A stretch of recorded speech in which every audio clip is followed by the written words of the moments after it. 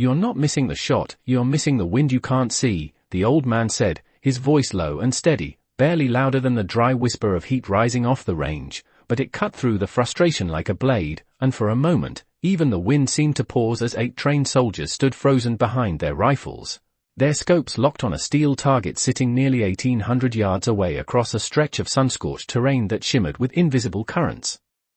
Their high-end ballistic computers strapped to their wrists blinking data in perfect confidence while every single round they fired landed just inches off, close enough to taste success but never close enough to claim it, the kind of failure that eats at pride more than distance ever could, and Gunnery Sergeant Blake Turner let out a sharp, humorless laugh as he stepped back from his rifle, shaking his head while wiping sweat from his brow, his boots crunching against the gravel as he turned toward the source of the voice, an old man standing just beyond the firing line like he had always been there, unnoticed until now, dressed in a faded work jacket that had seen more years than most of the soldiers on that range, his posture relaxed but unmoving, his pale blue eyes not on the men but on the landscape itself as if he were listening to something none of them could hear, and Turner's expression hardened instantly, irritation replacing curiosity as the pressure of repeated failure. "Found an easy target, this isn't a sightseeing tour, old man," he said, his tone sharp and edged with authority that hadn't yet learned restraint. "This is a live-fire range, restricted access," and a few of the younger soldiers chuckled under their breath, grateful for the distraction from their own frustration, one of them lowering his rifle slightly, glancing back with a smirk that didn't quite reach his eyes, because something about the old man didn't fit. Not the way he stood, not the way he watched, not the way he spoke like he wasn't guessing but remembering. And still, the moment passed as quickly as it came, swallowed by ego and noise. Turner stepping closer now, boots deliberate, presence expanding as if to push the old man out of the space by sheer force of rank. "You got a reason to be here?" he demanded, arms crossing over his chest as the wind shifted again, subtle but real, tugging at the range flags in a pattern none of the digital readouts seemed to catch, and the old man finally looked at him, not defiant, not apologetic, just calm in a way that felt out of place in a world built on urgency and reaction. "You're chasing the wrong answer," he said, and the words hung there, simple and unadorned, but they carried weight.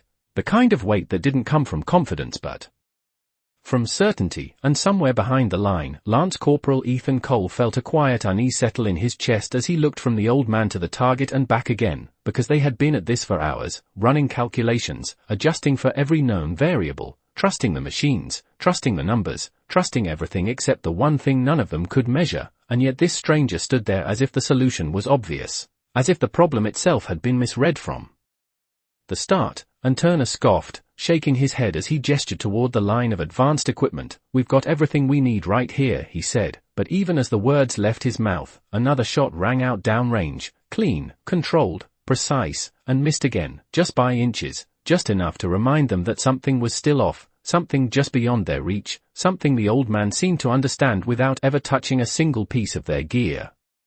The air seemed to hold its breath as Dean Carter took a slow step forward, his boots barely making a sound on the cracked earth of the range.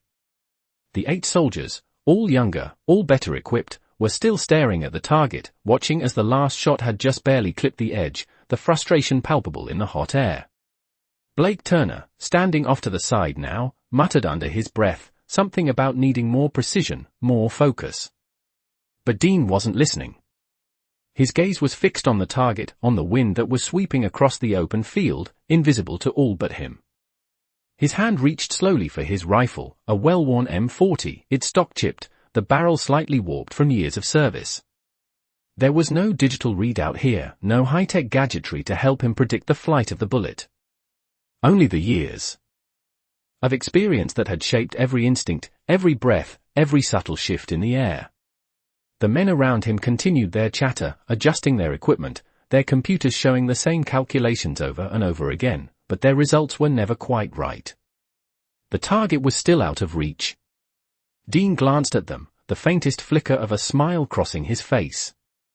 They hadn't seen it yet. They hadn't seen the wind the way he did.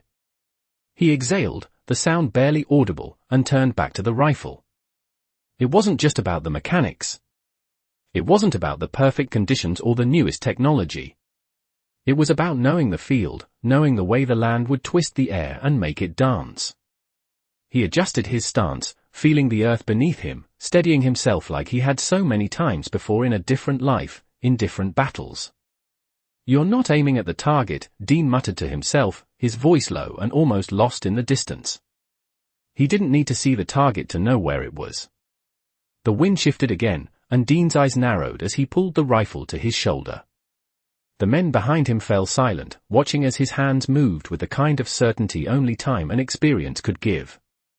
Turner scoffed again, crossing his arms, but he didn't speak. He was waiting. The young soldiers were waiting too, unsure what to expect from the old man with the outdated rifle. Dean's finger rested lightly on the trigger, and for a long moment, he did nothing but wait. The wind was still, too still, and then it shifted again, ever so slightly. Dean took the shot. It wasn't fast, it wasn't loud, it wasn't even dramatic. But when the bullet hit, it hit with a certainty that made the world pause. The target was struck, dead center, the sound of the impact sharp and final, echoing across the range. Turner's eyes went wide. The soldiers turned toward each other in disbelief, their mouths hanging open. Ethan Cole, still watching, felt the hairs on his neck stand up as the men around him slowly started to process what had just happened. It wasn't supposed to happen. It couldn't happen. Not with that rifle, not with a shot like that. And yet, there it was, right in the center of the target. The silence stretched on. Thick and heavy, as Dean Carter lowered his rifle, his expression unchanged. He didn't need to look at the target again to know. He knew. Blake Turner took a step forward, his face reddening as he tried to find the words, but none came.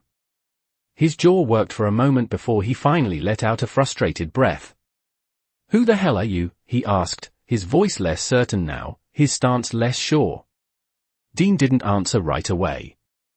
Instead, he simply turned and began to walk off the range, leaving the stunned soldiers behind him. He didn't need to explain. They would figure it out soon enough. Dean Carter's steps were slow, deliberate, his boots brushing the dirt as he walked away from the range.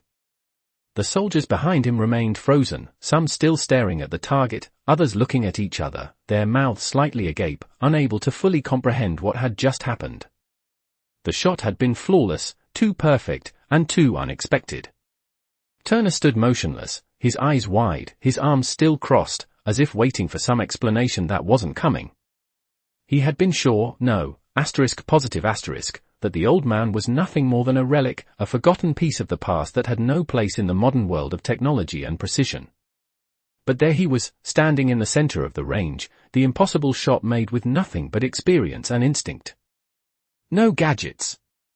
No fancy computers. Just years of battle, of survival. As Dean reached the edge of the range, he felt the weight of the stairs behind him, but he didn't flinch. He had lived too long, seen too much, to be affected by the disbelief of those who hadn't yet earned the right to question him. He was used to being overlooked, to being dismissed as just another old man. It had happened before, many times, but it always ended the same way. They would learn. They always did. The wind blew again, a steady breeze that made the air shimmer above the dry ground. Dean adjusted his jacket, the old leather worn from decades of use, but it still fit him well. It was all he needed. His eye scanned the horizon, the faint outline of the mountains in the distance, the endless expanse of the land that had shaped him. It was the same land he had fought on, the same land that had tried to take his life countless times, but had failed. His fingers flexed slightly, a habit that came from years of gripping a weapon, of preparing for the next fight. But there was no fight here, not today. Today, there was only the aftermath of the challenge. Turner was still standing at the range, surrounded by his men, but there was no victory in their faces. Only confusion. Ethan Cole, one of the younger soldiers, took a step forward, his eyes shifting from the target to Dean and back again. The others were too stunned to speak, but Ethan felt the need to ask, to understand what had just happened. "Who **you?" he asked, his voice barely above a whisper, as if speaking too loudly might break the fragile moment. Dean stopped, his back still to them, and for the briefest moment, the world seemed to still. He knew they would ask. They always did. But it wasn't his story to tell. It wasn't about the medals, or the battles, or the glory. Those were all in the past. What mattered now was what they had just witnessed, the old man, the rifle, the impossible shot. Dean turned slowly, his eyes meeting Ethan's, and in that moment, the young soldier saw something that was impossible to explain. It wasn't just the calm in Dean's expression, or the steadiness in his eyes. It was something deeper, something that went beyond the training, beyond the weapons, beyond the war. It was history. It was a legacy. Dean didn't say anything at first. He didn't need to. His presence, his silence, spoke louder than any words could. Finally, he nodded, his voice low but clear. "I'm just a man who's been where you are," he said, "and I know things you haven't learned yet. But you will." With that, he turned and continued walking, his pace steady and unhurried. The soldiers, now with no distractions, began to stir, their eyes still on him, trying to process what they had just seen, trying to make sense of the old man and the myth that had just come alive in front of them. Turner stood still for a moment longer, his face a mixture of disbelief and grudging respect. He had seen many things in his time, but this? This was something else. He had underestimated the old man, and that would be his mistake to live with. But for now, he watched as Dean disappeared into the distance, his figure slowly fading against the backdrop of the vast, open land. And deep down, Turner knew. He would remember this day, this moment, and he would never make the same mistake again. Dean Carter sat on the edge of the old wooden bench, his eyes fixed on the horizon where the sun was beginning to dip low in the sky. The heat of the day had not yet fully left the air, but there was a stillness now, a calm that seemed to match his thoughts. The soldiers had left the range some time ago, their departure quiet and subdued, but their eyes had not strayed far from him. Blake Turner had lingered the longest, standing a few feet away, arms crossed, his mind clearly racing, trying to reconcile the man he had just met with the image he had constructed in his head. It wasn't just the shot that had shaken Turner. It was the fact that Dean had made it look effortless, as if the rifle was an extension of his own body, as if the years that had passed had only sharpened his senses, not dulled them. Turner couldn't help but think about his own training, his own reliance on technology and precision, and he couldn't help but feel that something had been missing. The thought gnawed at him, a reminder that there were some things no amount of equipment could replace. Dean had stood there, untouched by the frustration that had overtaken the others, unaffected by the pressure to perform. Turner was still trying to wrap his mind around it when he saw him again, walking back toward the small base, his steps steady, his silhouette cutting a sharp line against the fading light. There was a grace to it, a quiet strength that Turner couldn't ignore, and it unsettled him more than he wanted to admit. As the old man neared, Turner stepped forward, unable to hold back any longer. "Why did you come here?" he asked, the question tumbling out before he could stop it. Dean stopped, turning his head slightly, his eyes scanning Turner's face for a moment, as if weighing his words. "I didn't come here to prove anything," Dean said, his voice calm, almost too calm.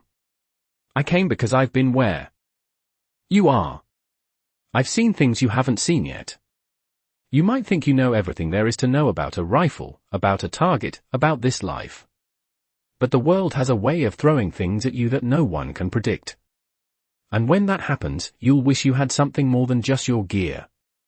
Turner frowned, not entirely understanding. "So, what? You're saying all this is useless? That we're wasting our time with all this technology?" Dean didn't answer immediately. Instead, he looked out toward the range, where the remnants of the day's heat still hung heavy in the air, where the target sat, silent and unmoving. "No," he said after a moment, his voice soft but firm. "I'm saying that technology is a tool. It can help you. It can make things easier. But it can't replace the knowledge that comes from living, from doing. And when the time comes, when you're faced with something that doesn't fit into your perfect little equation, you'll need to rely on something deeper." Turner stood there, silent for a long moment, unsure of what to say. It wasn't like him to be lost for words, but something about the old man's calm demeanor, the weight of his words, made him feel like he was standing at the edge of a cliff, looking down into an unknown abyss. He had never felt that way before, never felt so uncertain about his place in the world, about what he knew and what he didn't. Dean shifted slightly, breaking the silence, his eyes narrowing as he glanced back at Turner. "You'll understand one day," he said, his tone almost a whisper. "But I hope for your sake, you understand it before it's too late." And with that, he turned and walked away, leaving Turner standing there, staring after him, the weight of his words hanging in the air like a thick fog. The moment stretched out, the sun sinking lower in the sky, the quiet settling in around the two of them. And for the first time in a long time, Turner wasn't sure of anything anymore. Blake Turner didn't sleep much that night. The weight of the old man's words lingered in his mind like an echo that refused to fade, rattling around in his thoughts as he lay in his barracks room, staring at the ceiling.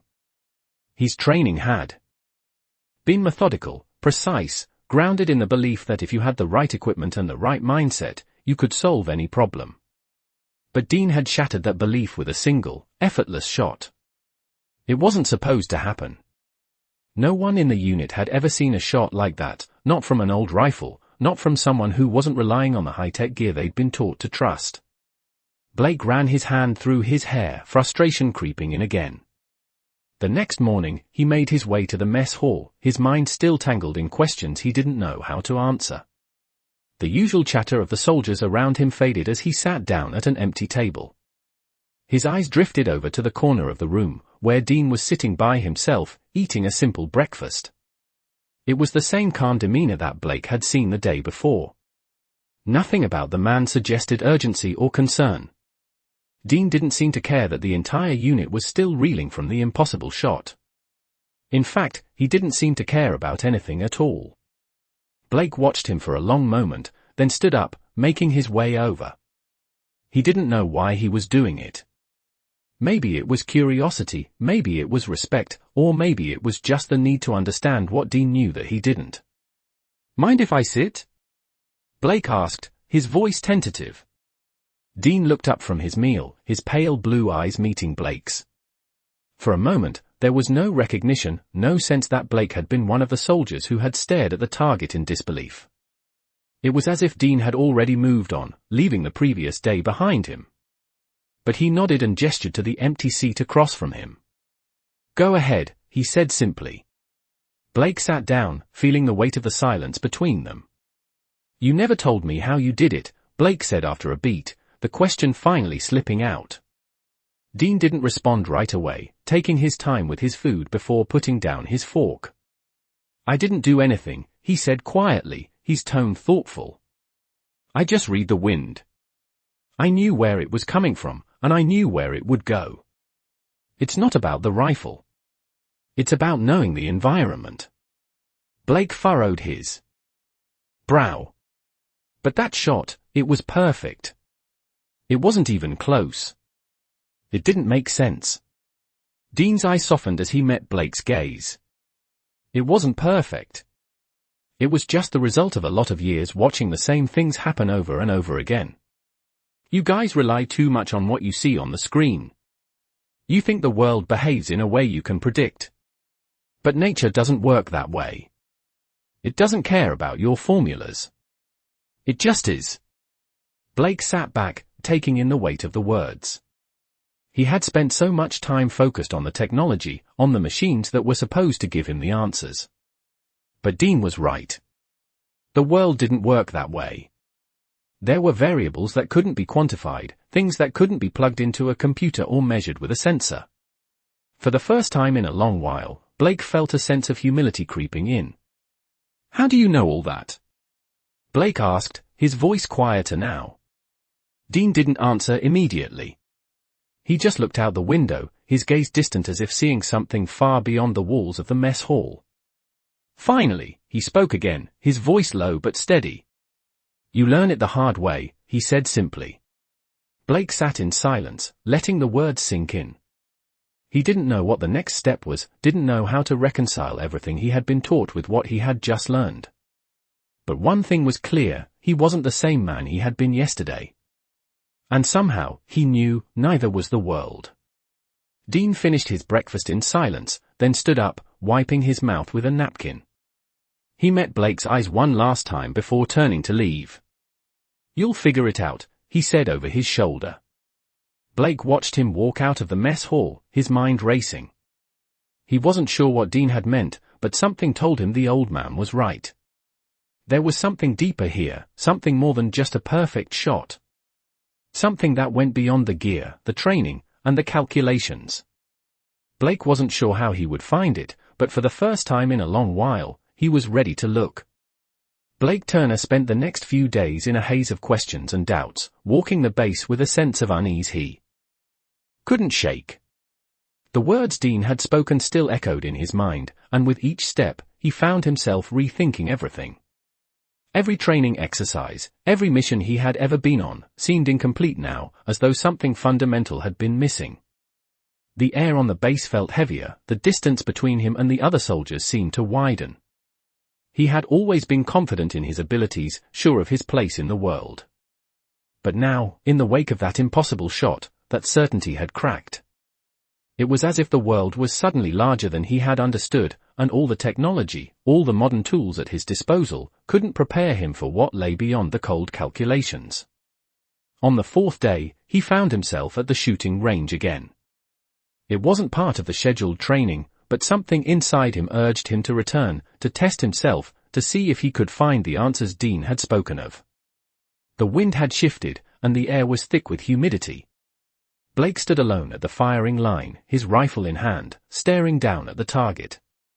The soldiers around him were busy with their own drills, but he didn't feel their presence.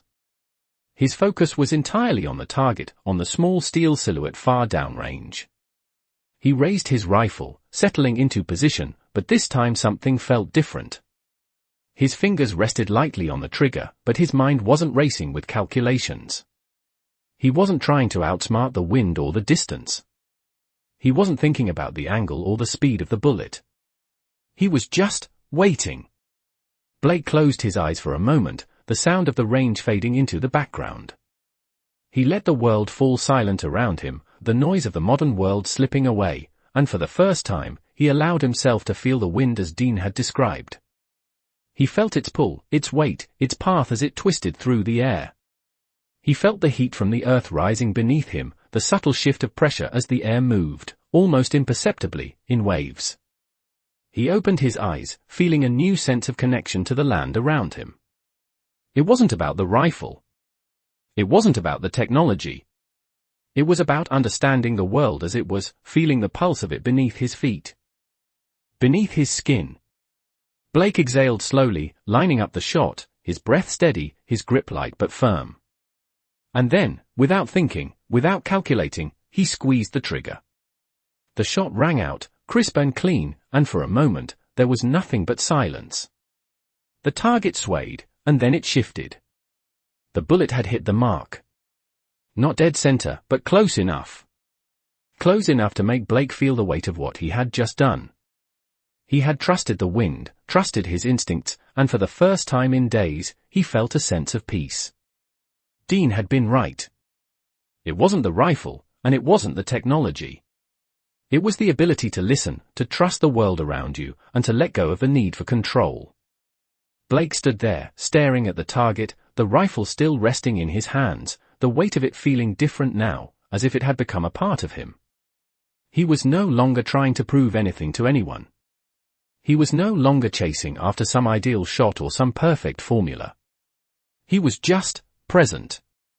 The soldiers around him noticed the shot, and a few turned their heads, but no one said anything. Blake didn't care. He didn't need their approval. He had found what he had been looking for, not in a perfect shot, but in the understanding that there was more to this world than what could be measured or controlled. Dean had shown him that. And now, he was ready to move forward, not as a soldier, but as someone who had finally learned to listen to the wind. Blake Turner woke up the next morning with a feeling he couldn't explain. It was subtle, like a weight had been lifted, but he didn't quite know how to carry it. The events of the last few days kept running through his mind like an endless loop, but the tension he'd been carrying had eased, replaced by something lighter, something more familiar. He had made the shot, sure, but it wasn't just the shot that had changed him, it was the quiet revelation he had experienced, standing there on the range, trusting his instincts. The clarity was almost foreign to him, but it felt like a secret he had been looking for all along. As he walked to the mess hall, he noticed the usual hum of activity around him, the soldiers talking, laughing, the clinking of trays and mugs, but something about it all seemed less important now. He was no longer the same man who had walked into this base a week ago. There was a shift, a new understanding that had settled into his bones, and he wasn't sure where it would take him, but he felt ready for whatever came next. When he entered the mess hall, his eyes scanned the room instinctively, landing on Dean Carter, who was sitting in the same spot as always, eating his breakfast with that same quiet composure. Dean's presence still had that calming effect, the way he seemed unaffected by everything around him, as if he had already learned all the lessons this world had to offer. Blake hesitated for a moment before he walked over. He didn't know exactly why, but the old man had become more than just a soldier to him. He had become a reminder of something deeper, something he hadn't realized he was missing. Dean looked up as Blake approached, his expression unreadable, but his eyes, those pale blue eyes, carried a depth that made Blake feel like he had been standing on the edge of something all along. Blake sat down across from him, his mind racing, but he kept his thoughts in check. "You're quiet this morning," Dean said after a moment, his voice as calm as ever. Blake smiled faintly. "I've been thinking," he said slowly. "About what you said. About the wind. About listening." Dean's gaze never wavered as he continued eating, as if the conversation were just another part of the morning routine. "And," he asked, not pressing, just waiting for Blake to finish. Blake took a deep breath, feeling the weight of the words he was about to speak. "I think I understand now," he said quietly. "It's not about the equipment or the numbers. It's about being in the moment. Trusting what you feel, not what you see on a screen." Dean nodded, as if this was exactly what he had been expecting. "That's right," he said, his voice steady. "The rest will follow. But you can't rely on the tech to tell you everything. You've got to feel it in your bones. You've got to know what the world is doing, not just what you think it should be doing." Blake sat back, his hands resting on the table, and for the first time in days, he felt a sense of calm settle over him. He didn't know if he would ever fully understand everything that Dean had been trying to teach him, but for now, this feeling, this moment, was enough. He wasn't sure where this path would take him, but he knew it was the right one. And for once, he wasn't afraid to walk it alone. The rest of the soldiers in the mess hall continued their chatter, their lives moving forward as usual, but Blake felt a sense of peace, a quiet certainty that he hadn't known before. He had learned something valuable, something that would stay with him long after he left this base. Dean had given him a gift, not just the lesson on the wind, but the realization that sometimes, the best answers come from trusting what you already know, deep inside. Blake didn't say anything else. He just sat there, across from the man who had shown him what it meant to listen, to be present, to trust in something bigger than himself. He knew the road ahead wouldn't be easy, but for the first time in a long time, he felt ready for whatever came next. Blake Turner had been in the military long enough to know that life on a base could often become a monotonous routine. The days blurred together, and the noise of training, missions, and hierarchy created a constant backdrop of movement. But there was something different now. The past few days, after his conversation with Dean Carter, had given him a sense of purpose he hadn't felt before. The weight of what Dean had said had settled in, slowly, but surely, and Blake found himself thinking about it constantly.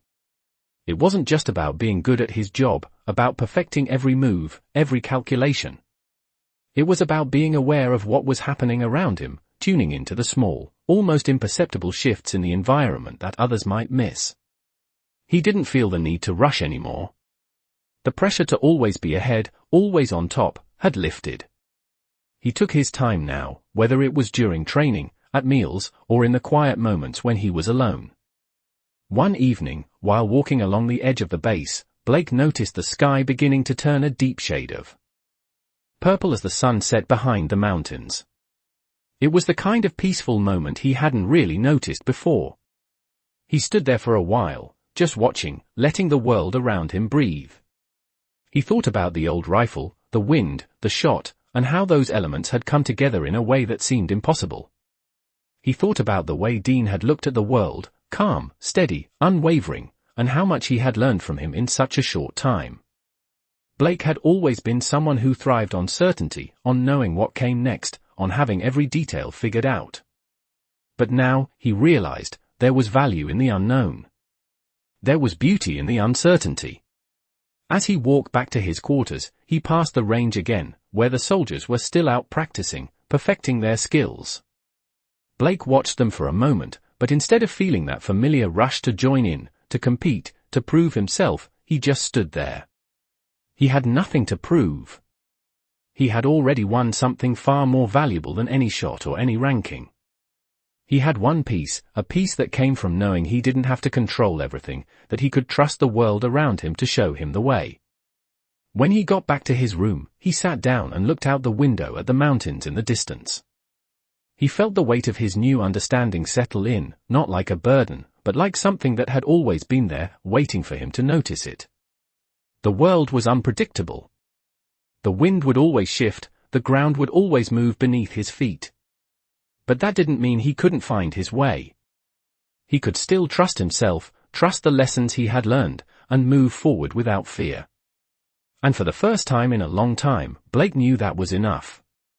Blake Turner woke up early the next morning, the light of dawn creeping through the window, casting long shadows across his quarters.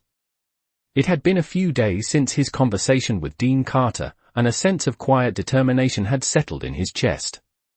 The world outside still felt as large as ever, but now, it felt like he could breathe easier within it. The pressure he once put on himself to always be the best, to always be ahead, had faded. Now, he knew there was no rush. He wasn't chasing a perfect shot or a flawless performance anymore. He was simply living. Blake stood up, pulling on his boots and jacket, the routine of getting ready feeling strangely comforting. The weight of his gear seemed lighter now, not because it had changed, but because he had changed. His movements were more deliberate, less about speed and more about purpose. As he walked out of his quarters, he noticed the rest of the base already stirring to life. Soldiers were training, talking, going about their business, but Blake didn't feel the need to rush toward them. He wasn't competing anymore. He wasn't trying to prove something. He walked slowly, taking in the sights and sounds of the base around him. The smell of fresh coffee in the air, the murmur of conversation, the clanking of weights in the gym, all of it felt somehow different now. It was as though he was seeing it all for the first time, with new eyes, eyes that weren't so focused on the next mission or the next challenge. He made his way to the range, where a few soldiers were already practicing. The familiar sounds of gunfire echoed across the open space, but Blake didn't feel the rush to join in. He stood on the sidelines, watching for a moment, noticing the way the soldiers adjusted their stances, their rifles, the way they focused on their targets. He could hear their conversations, the way they compared shots, the way they tried to one-up each other. But none of it felt important to him anymore. He wasn't here to compete. He wasn't here to prove he was better. He was here because he enjoyed the simplicity of it, the quiet discipline of training, the sense of belonging it gave him. Dean's lessons had taught him that it wasn't about chasing perfection, it was about understanding the world around him, trusting his instincts, and being present in the moment. Blake hadn't realized how much he had been missing that, how much he had been rushing through life without truly experiencing it. He wasn't sure if he would ever be able to put into words what Dean had shown him, but he didn't need to. The lesson was in his bones now, and he would carry it with him for the rest of his life. He stepped onto the range, taking his position at a nearby target. There was no pressure this time, no need to hit the bullseye. He raised his rifle, settled into position, and just aimed. No thoughts about technology, no thoughts about the shot, just the feeling of the rifle in his hands and the steady rhythm of his breath. He took the shot. It wasn't perfect, but it didn't matter. The target was hit, just enough to feel satisfied. Blake lowered his rifle, feeling the quiet sense of accomplishment that came from simply being present. He didn't need a perfect score, a perfect shot, or a perfect day. He didn't need anyone else to see his success. He was content with just this, just being here, just doing the work. As he walked off the range, he felt a sense of peace, something he hadn't felt in a long time. He wasn't chasing anything anymore. He wasn't trying to outrun the world or outdo anyone. He was just living, and for the first time, that was enough.